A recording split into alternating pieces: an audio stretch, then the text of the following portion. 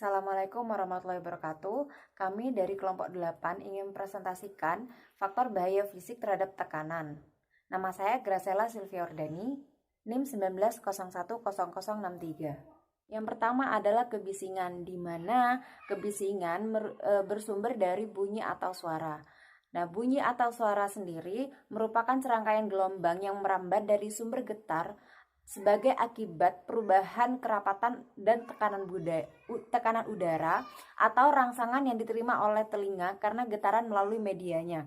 Terus pengaruh bising terhadap kesehatan. Yang pertama ada gangguan fisiologi, di mana terjadinya tekanan darah dan wajah terlihat lebih pucat.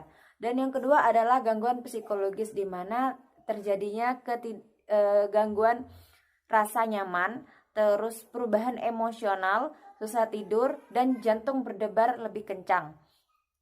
Yang selanjutnya yang ketiga ada gangguan komunikasi, di mana tidak mendengar isyarat atau tanda bahaya. Untuk selanjutnya yang keempat adalah adalah gangguan keseimbangan, di mana badan berasa melayang, vertigo, bahkan bisa mual-mual seperti itu. Terus yang kelima adalah ketulian, di mana ketulian ini bersifat sementara dan bisa menetap. Terus trauma akustik, di mana terjadinya kerusakan membran timpani, tulang dengar seperti itu. Dan pengendalian bising itu ada 4 cara. Yang pertama adalah menurunkan tingkat bising pada sumbernya, seperti itu. Terus yang kedua adalah pemasangan tanda bahaya bising. Sedangkan yang ketiga adalah alat pelindung diri. Untuk alat pelindung diri mengenai kebisingan ini ada 2, yaitu ear plug atau ear muff, seperti itu. Untuk selanjutnya adalah pemeliharaan kesehatan pendengaran atau audiometris, anamnese, dan lain-lain, seperti itu. Perkenalkan, saya Faradila Agustin, NIM 190100052. Di sini saya akan menjelaskan tentang faktor bahaya fisik tekanan pada getaran atau vibrasi. Getaran terjadi karena adanya pergerakan partikel-partikel di sekitar titik keseimbangan dalam benda padat atau sound-bound vibration, cair, gas, atau airborne vibration. Pengaruh getaran terhadap kesehatan. Yang pertama, sakit kepala, sakit otot. Yang kedua, gangguan kenikmatan kerja. Yang ketiga, terjadi kelelahan, penglihatan juga menurun. Yang keempat, rusak sendi pada lengan dan kaki.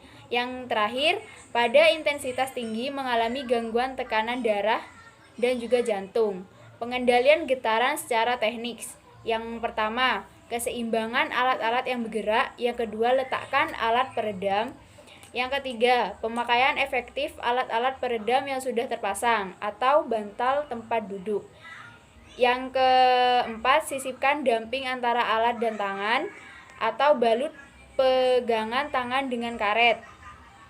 Yang kelima, rawat alat atau ganti yang sudah tidak berguna dengan menggunakan pelumas. Yang keenam, letakkan alat teratur atau stabil. Yang terakhir, remote control. Perkenalkan, nama saya Muhammad Andrian Syah Ramadhani, NIM 190100095.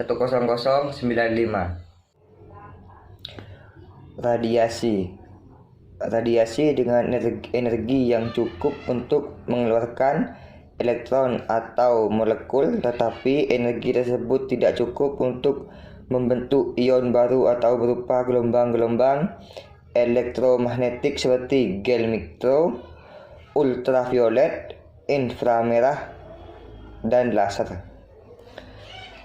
Efek radiasi adalah kelelahan visual disebabkan upaya mata yang melelahkan sebagai akibat penggunaan yang tidak memadai dan menimbulkan stres pada mata yang berakibat kelelahan visual dan pensyarafan yang ditandai 1.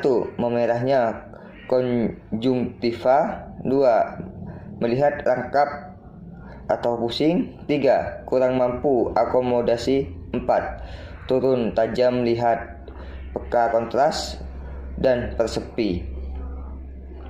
Pengendalian penerangan. Manfaatkan cahaya alami. 1. Atap jendela tembus cahaya yang merata. Jendela memungkinkan cahaya siang memenuhi ruang. Kebersihan instalasi penerangan. Pengaturan warna dan dekorasi. Jarak antara gedung bangunan dan ditata sedemikian rupa sehingga tidak mengganggu cahaya. Sekian dari saya. Assalamualaikum warahmatullahi wabarakatuh. Perkenalkan, nama saya Faisah, NIM 19010050. Baik, di sini saya akan menjelaskan tentang udara bertekanan tinggi dan rendah. Biasanya dialami penyelam laut dan juga oleh pekerja tambang dalam yang menyebabkan kurang O2 dalam udara pernafasan. Tanda-tanda yang berkaitan dengan sistem peredaran darah ada 3. Yang pertama, perubahan hematologi. Yang kedua, pengumpulan intravaskuler. Yang ketiga, pembengkakan sistem saraf. Varian lain ada 4, yaitu 1. Kelainan kulit. Kedua, sakit badan terutama persendian. Ketiga, gangguan jantung, paru-paru. Yang keempat, kekacauan sistem saraf. Pengendalian pengaruh udara bertekanan tinggi. Pemeriksaan fisik kesehatan. 1.